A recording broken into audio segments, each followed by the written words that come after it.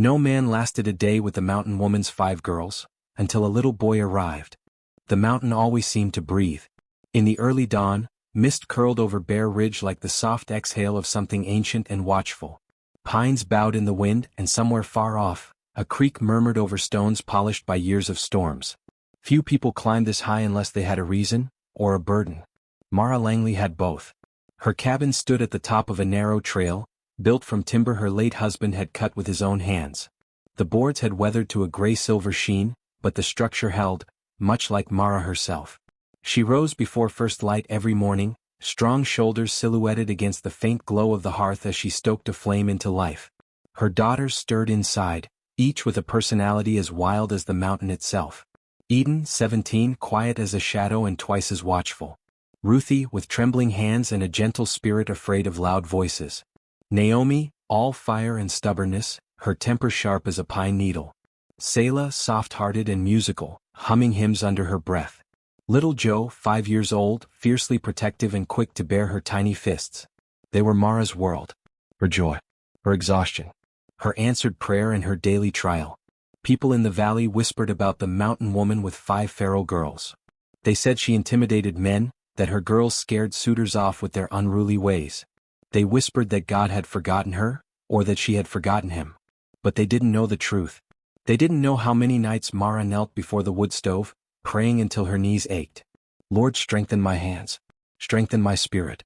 Strengthen these girls you've entrusted to me. For years men had come and men had gone. Some came with promises of help. Promises that crumbled the moment they saw how much strength this life required. Others came seeking comfort, not commitment. Some intended kindness but fled at the first tantrum or slammed door. One man lasted 12 hours. Another lasted until Naomi threw a bucket at him. A third man left before the girls even finished staring him down. The truth was brutal and simple. No man lasted a day. Not one. And Mara told herself she didn't need anyone. Didn't need help. Didn't need softness. Only needed God and enough grit to keep her children fed through each season. But late at night, when the girls slept and the ridge fell silent, loneliness pressed against her ribs like a weight she'd learned to ignore. Still she prayed. Still she hoped. Still she waited. Morning sunlight spilled across the cabin floor as the girls tumbled out of their beds, arguing about who had eaten the last of the dried apples. Eden. Naomi accused. It wasn't me, Eden muttered, tightening her braid. It was the mice, Selah said gently. Mice don't chew that neat, Naomi shot back. But before the argument could erupt, Mara stepped into the doorway. Enough. Her voice wasn't loud but it was firm, mountain firm. The girls quieted instantly. Scripture before chores, Mara reminded. They gathered around the hearth while she opened the worn Bible, the one with the cracked leather cover her husband had held on cold nights. Mara cleared her throat, steadying her voice. God is our refuge and strength, a very present help in trouble. Eden and Ruthie whispered the verse along with her. Naomi rolled her eyes but stayed. Selah's lips moved silently. Little Jo clung to Mara's skirt.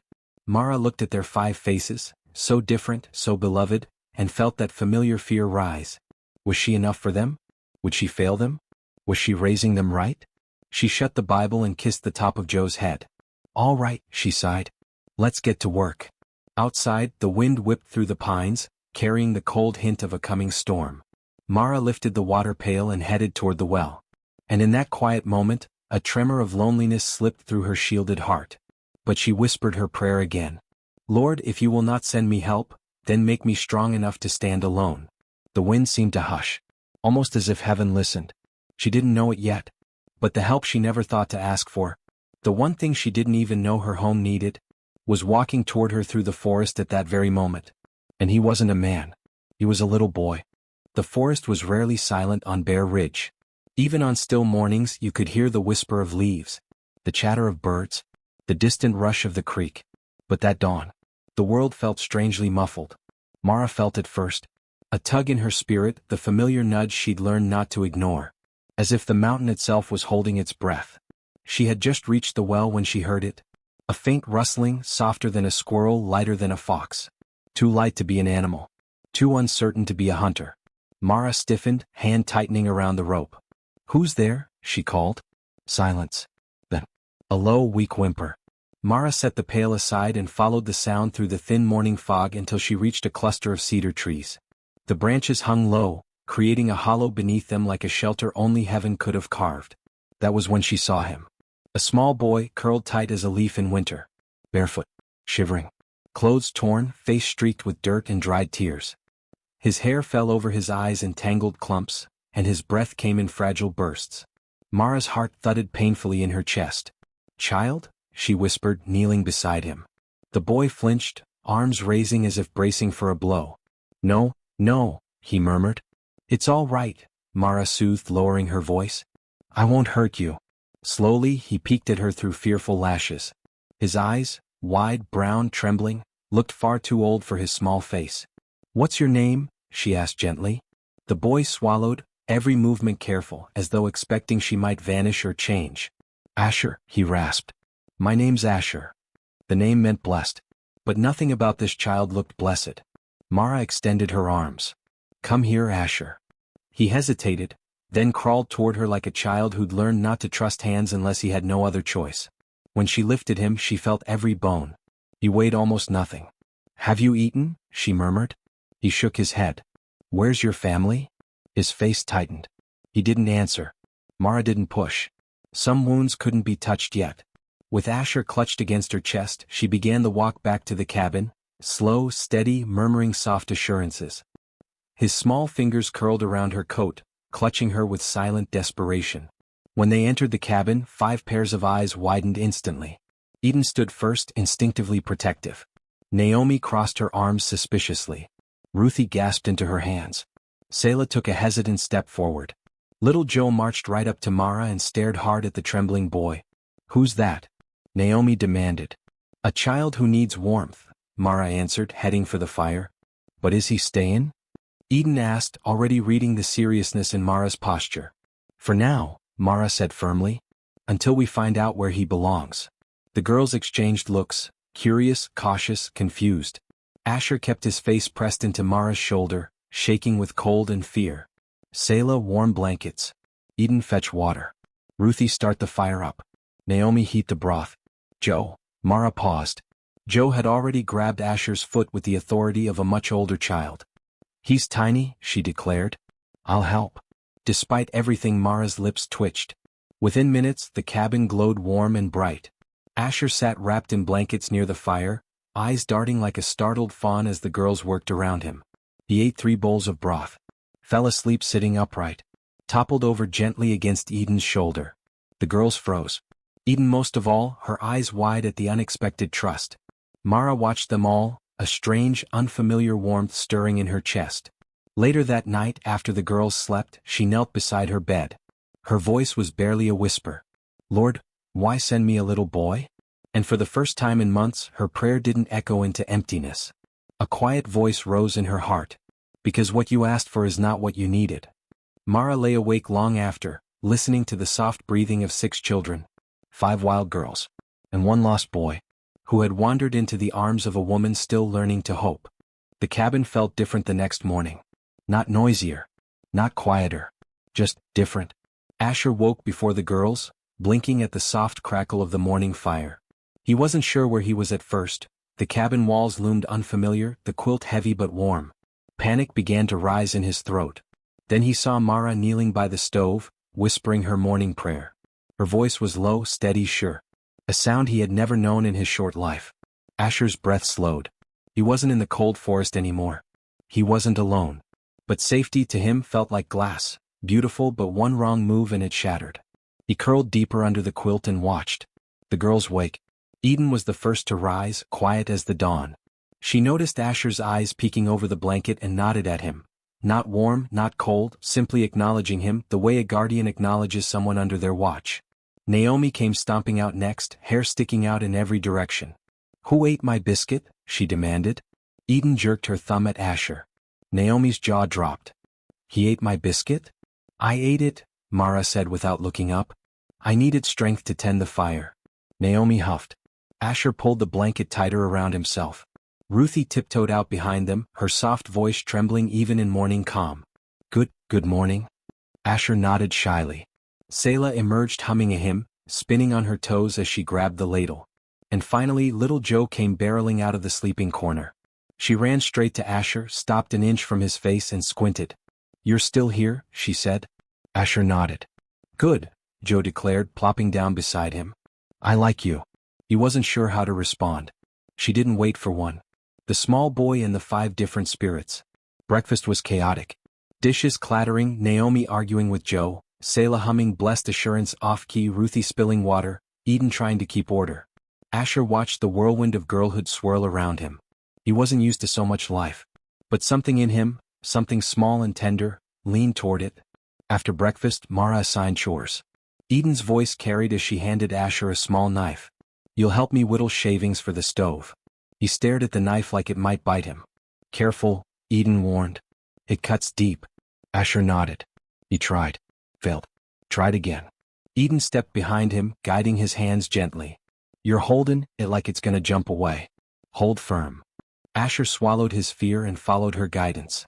For the first time, someone showed him instead of shouting at him. Later, Ruthie found him sitting near the water bucket. "You're, not as scary as Naomi said." Asher's eyes widened. "Naomi said I was scary?" Ruthie squeaked. "Don't tell her I said that." He smiled a little. Ruthie smiled back. Naomi approached next, crossing her arms. "Don't be thinking you're special just because Mama found you." Asher looked down. "I'm not special," he mumbled. Naomi's face twitched, surprised and confused. "Well, good. 'Cause none of us are either.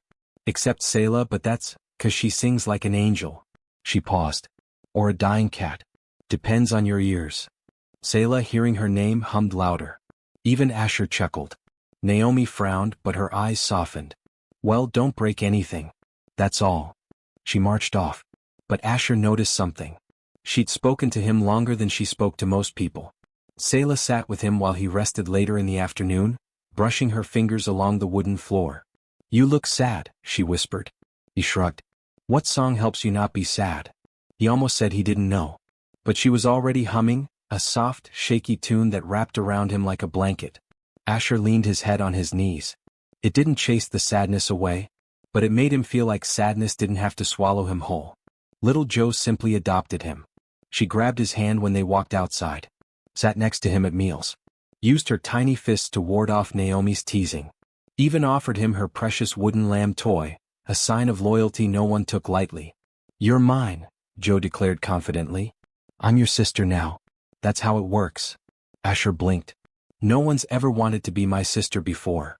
Joe frowned. "Well, that's silly. Everyone needs a sister." He didn't argue. A moment that changed them. That evening, as the sun dipped behind the ridge, Asher sat on the porch steps, hugging his knees to his chest. The wind tugged at his hair. The mountains glowed orange and purple, a sight he would have found beautiful if his heart wasn't so heavy. The girls gathered nearby, playing, arguing, laughing. Mara stepped out and lowered herself onto the step beside him. "You did well today," she said. Asher kept his eyes on the ground. "I'm not good at anything." "That's not what I saw." He shrugged. Mara watched him quietly for a moment. "Asher, why were you in the forest alone?" His lip trembled. He squeezed his eyes shut. My mama didn't wake up. I waited and waited. Then I ran." Silence fell over the porch, a silence thick with sorrow. Mara's hand gently touched the back of his head. "I'm sorry," she whispered. "I'm so sorry, child." His shoulders shook. Not loudly. Not dramatically. Just the quiet shaking of someone who had learned to cry silently. The girls stopped what they were doing. The sight of Asher crying stunned them. Naomi froze mid-step. Eden clenched her jaw. Ruthie covered her mouth. Selah's eyes filled with tears. Joe marched straight to him and wrapped her arms around his middle. "You're not alone anymore," she said fiercely. One by one the girls sat around him. A circle. Protective. Certain. Asher wiped his eyes with his sleeve. "Safe don't last," he whispered hoarsely. Mara's heart broke clean in two. She wrapped him in her arms. "Oh honey, that's what the world taught you.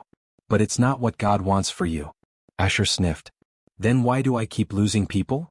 Mara pressed her cheek against the top of his head. "Because you haven't been found yet."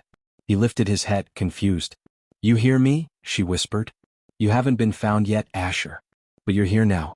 And God doesn't lose his children." The boy's trembling eased.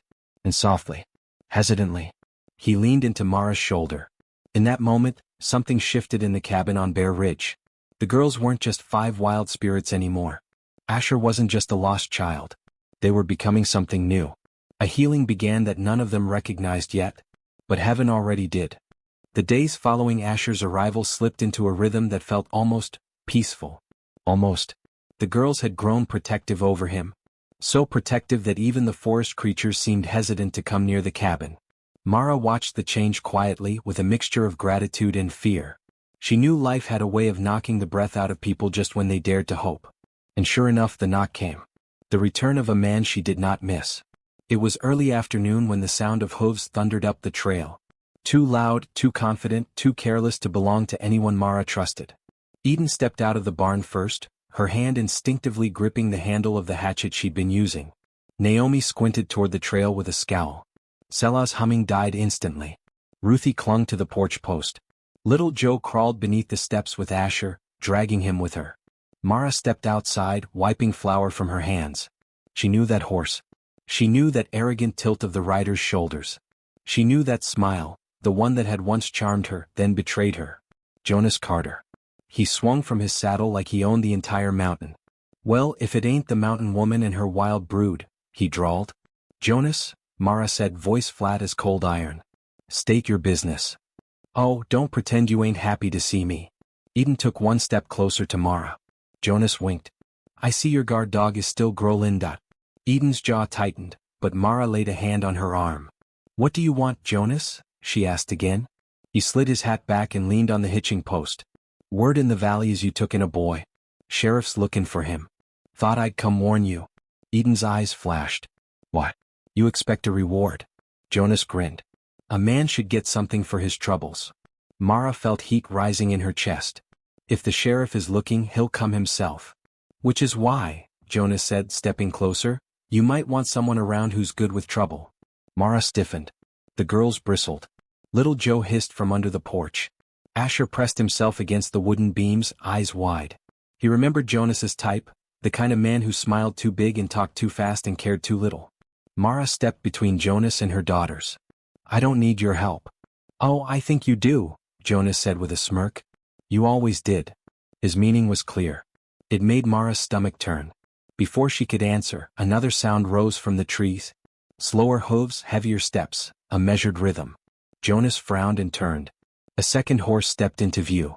Riding it was a man Mara respected far more than Jonas ever knew how to be. Sheriff Whitford. He was broad-shouldered, middle-aged, and steady as the mountains around them. His presence alone quieted the wind. He dismounted without hurry, nodding to Mara and the girls. "Ma'am." "Afternoon, kids." "Sheriff," Mara greeted, guarded. Jonas tipped his hat. "Sheriff. I was just." The sheriff ignored him completely. The sheriff has questions. Sheriff Whitford scanned the children, and then his eyes landed on Asher beneath the porch. Asher froze, clutching Joe's hand so hard she yelped. The sheriff knelt down on one knee, lowering his voice. "Son, you don't need to be afraid of me." Asher trembled. Mara spoke quietly. "He's been through much, Sheriff. He needs gentleness." The sheriff nodded.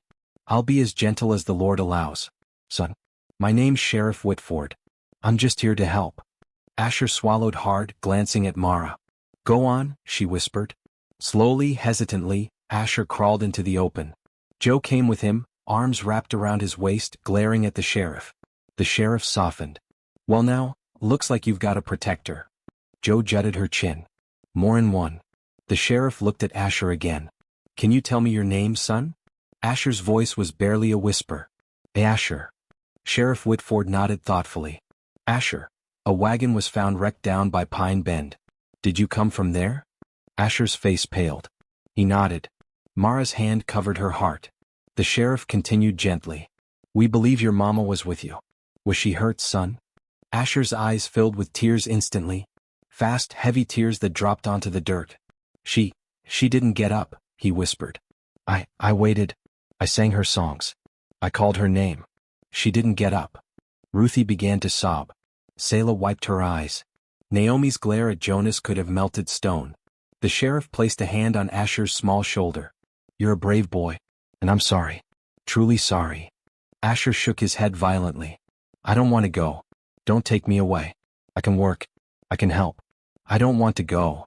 His little voice broke in half on the last word.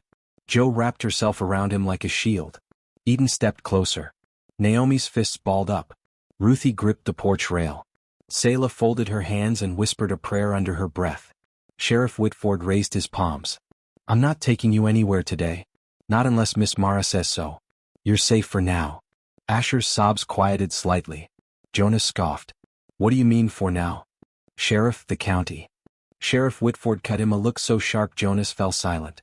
I'll return tomorrow, the sheriff said gently to Asher. We'll talk more then. But you're not in trouble, son. You hear me? Asher nodded weakly. The sheriff tipped his hat to Mara. You're doing good here despite what some folks say. God sees. Emotion caught in her throat. Thank you, Sheriff. He mounted his horse and rode off at a steady pace, leaving dust and silence behind him. Jonas lingered. You can't keep him forever, Mara. The law won't allow it. And when he's gone, you'll need someone around. Mara stepped closer, eyes blazing. Get off my mountain. Jonas hesitated, a flicker of something ugly flashing behind his smile. Then he mounted his horse and retreated down the trail. The aftermath. Asher collapsed against Mara, shaking. I don't want to leave, he whispered. Please don't let them take me. Mara lifted him into her arms, pressing him close. You're safe tonight, child. As long as breath is in my body, I will fight for you. The girls surrounded them. A circle of fierce young hearts. The wind blew soft across the ridge as though heaven itself breathed a prayer. But Mara's thoughts were heavy. Tomorrow would bring questions. Possibly decisions she wasn't ready to face. She whispered a prayer she'd whispered many times, but with a new urgency. Lord, guide me. If this boy belongs with us, carve a path open. If he belongs elsewhere, let it be where love waits for him. The mountain felt silent again. Not cold, not distant, just waiting. Asher clung to her sleeve until sleep took him. And Mara, with 5 daughters and 1 frightened boy, steeled herself for whatever the next day might bring. The morning after Samuel's confrontation with Eliza, the mountain seemed strangely quiet. Even the wind whispered slow, as though the pines themselves waited to see what would become of the little boy who had dared challenge a grown woman's grief. Inside the cabin, Samuel awoke early. He had spent the night curled up on a woven rug by the hearth, and the warmth of the dying fire wrapped around him like a blanket. The 5 girls were already stirring, brushing hair, straightening dresses, yawning like little cubs waking from hibernation. Ruth tiptoed toward him. Sam, are you still stayin'? She whispered. Samuel stretched, rubbed his eyes and nodded. Course I am. Unless your mama throws me out. Ruth gave a tiny crooked smile. She didn't yell this morning. That's new. The door creaked open. Eliza stepped inside, her arms laden with a basket of freshly split firewood. Her face was unreadable, neither hard as yesterday nor soft as the woman she once had been. Simply tired. Her eyes met Samuel's. For a long second nobody spoke. Finally, Eliza cleared her throat and set the basket down beside the fire. I've got a few chores need doing today, she said. We'll see if you're up to 'em.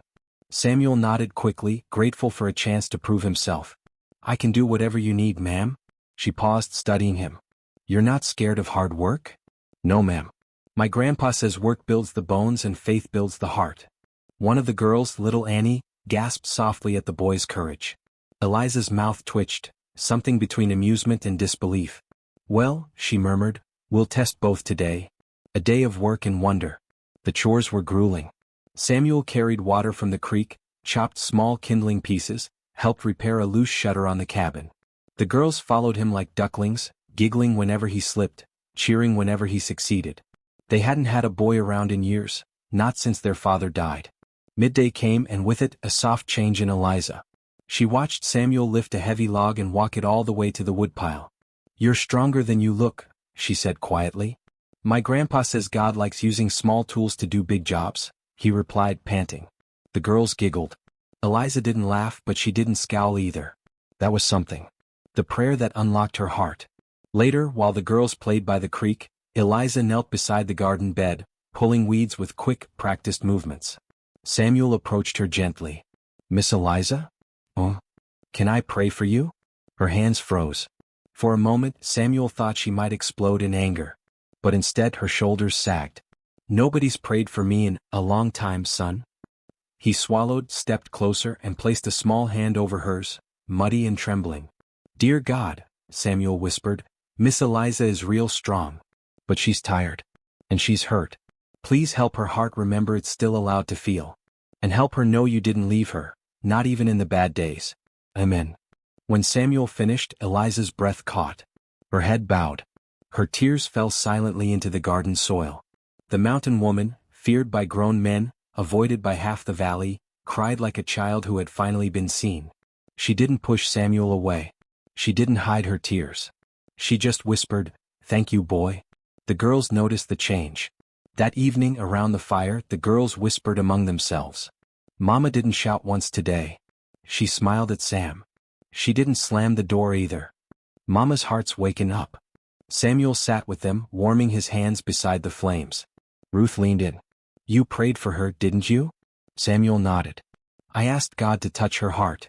Ruth's eyes glistened. "I've been praying that since Pa died." Samuel gave a soft smile.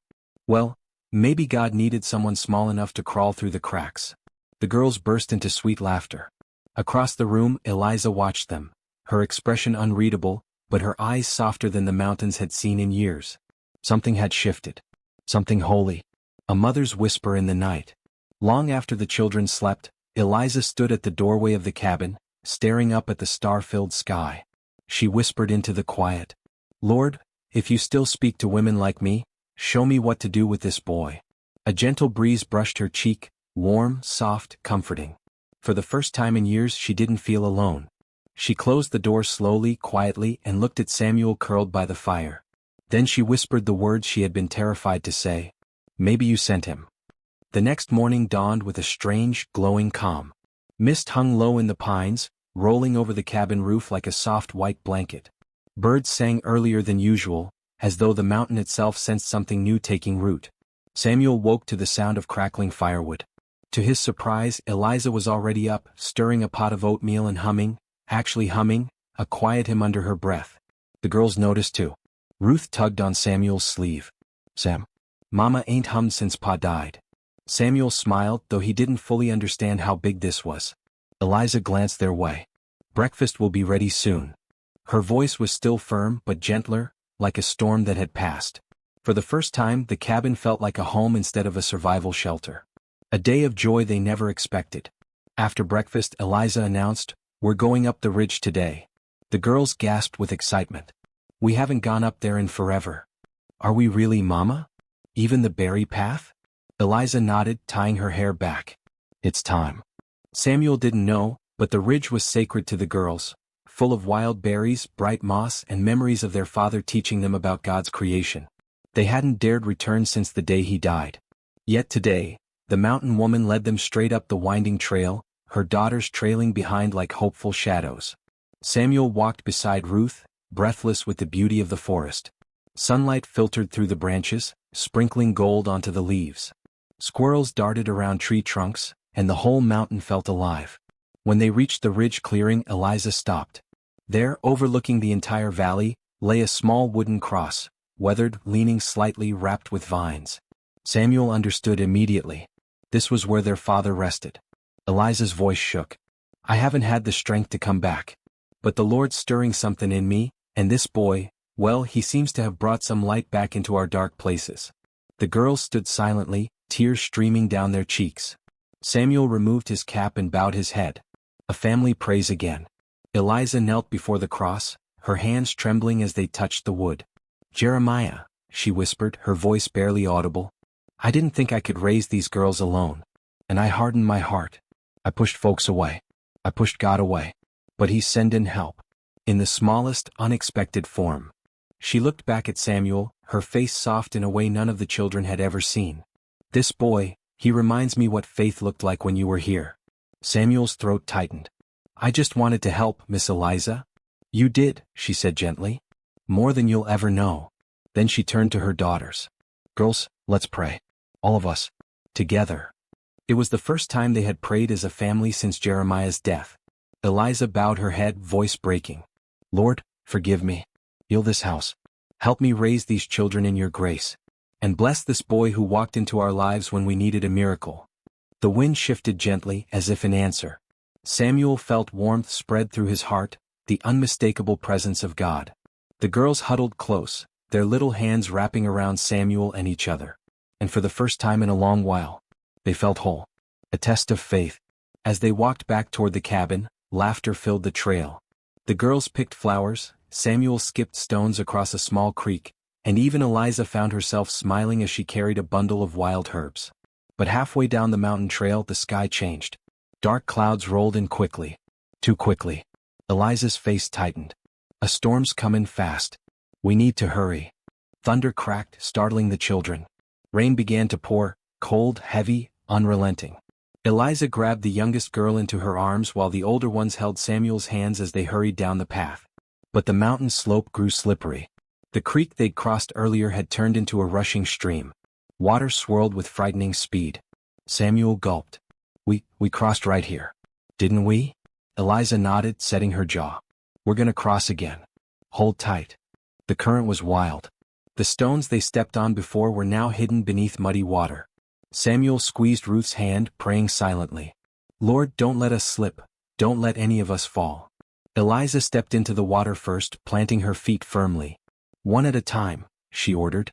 But the moment Ruth stepped in behind her, she stumbled. Ruth? Samuel shouted. Without hesitation, Samuel grabbed her arm, his small body anchoring her as Eliza rushed to pull them both to safety. The girls screamed. The current rose higher, swirling dangerously around their knees. But Samuel didn't let go. Not even for a second. Eliza stared at him, drenched, trembling but steady as a young oak. You held her, she breathed. You held my girl. Samuel nodded through chattering teeth. I told you. I'm not going anywhere. Thunder rumbled again. But something stronger than fear filled that moment. Faith, courage, family. Eliza gathered all the children, clutching them to her chest before leading them across in one final push. They reached the other side, soaked, shaking but safe. As they climbed the last stretch toward the cabin, Eliza looked down at Samuel with tears mixing with the rain. You're not just a boy, she whispered. You're God sent. The storm raged through the night.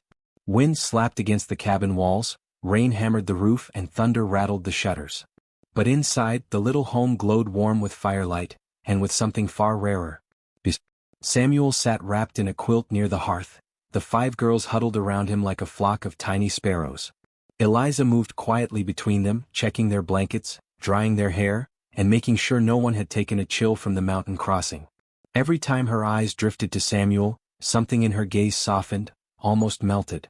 Finally, as the storm began to quiet, she sat beside him. Samuel, she said gently, I owe you much more than thanks. He blinked up at her, unsure. You saved Ruth's life today, she continued. And you saved my heart long before that. Samuel swallowed. I just did what God told me to. Eliza smiled faintly, and for the first time, it wasn't the strained, guarded smile of a woman half buried in grief. It was warm. It was real. You remind me of Jeremiah, she whispered. He had a boy's faith even when he was grown. He believed the mountain listens when we pray. He believed God would never leave us, even when life seemed cruel. Her voice trembled. And I lost that belief when I lost him. Samuel reached out, taking her hand with a courage far beyond his years. Well, God didn't lose you, Miss Eliza. He sent help. Even if I'm small. Eliza's hand tightened around his. You're small, she murmured, but you carry a big light. The girls make their choice. Around bedtime, the 5 girls gathered in a whispering circle by the fire. Samuel watched them curiously as they nudged each other and tried to decide who would speak. Finally, Ruth stepped forward, her feet patting softly across the wooden floor. Sam, we talked. And well? She cleared her throat. We want you to be our brother. Samuel stared at her. Then looked at the others, each smiling shyly, hopefully, nervously. You do? He breathed. Little Annie nodded so hard her hair bounced. You helped Mama smile again. And you pray. And you share your food. And you saved Ruth. And you don't get scared when Mama yells, added another with a giggle. Samuel felt something in his heart swell so suddenly he didn't know if he was going to cry or laugh or do both. Eliza's voice broke gently across the moment. They've never asked that of anyone before. Samuel turned to her. Eliza's eyes shone with quiet tears, reflecting the firelight like small stars. Samuel, she said softly, I don't know what brought you up this mountain or what your future holds, but if you'd want to stay even just for a season, this home has room for you. The girls squealed, hugging Samuel from all sides. And in that moment he felt something he hadn't felt since his parents left him at his grandfather's door years ago. Belonging. The mountain woman's prayer. Later that night, after the children had drifted into soft sleep, Eliza stood at the doorway of the cabin. The storm had passed, leaving the world washed clean. The moon peeked through shredded clouds, shimmering across the ridge. She closed her eyes. Her voice, for the first time in years, rose strong and sure. Lord, thank you. Thank you for sending what I didn't know I needed. A boy with courage. A boy with faith. A boy who saw through the stone I built around my heart. Give me wisdom to raise these children. Give me strength to love again. And keep this home under your wings. As she prayed, the wind brushed her face, a warm, gentle wind. Her eyes filled. She knew. God had returned to her mountain. The boy who calmed the storm. Morning came with bright sunlight and birdsong. The children spilled out of the cabin, laughing and running barefoot through the wet grass. Samuel chased them with a grin, his heart lighter than it had been in years. Eliza stepped onto the porch, arms crossed but smiling wide. For the first time since Jeremiah's death. She wasn't a widow trying to survive. She was a mother again. And Samuel, muddy, joyful, glowing with life, was the son the mountain had never had. Breakfast, she called, her voice echoing across the clearing. The children bolted toward the cabin, Samuel leading the way. As he raced past her, Eliza rested a hand on his shoulder. You're home now, she whispered. Samuel looked up at her, eyes shining. Yes, ma'am, he said. But really, we're all home. God put us together. Eliza's throat tightened. Indeed he did. Together they walked inside. A family. A miracle. A story only God himself could have authored. The mountains stood strong and silent around them, witnesses to a heart rebuilt, a home restored, and a boy whose small hands carried the power to heal what grief had shattered.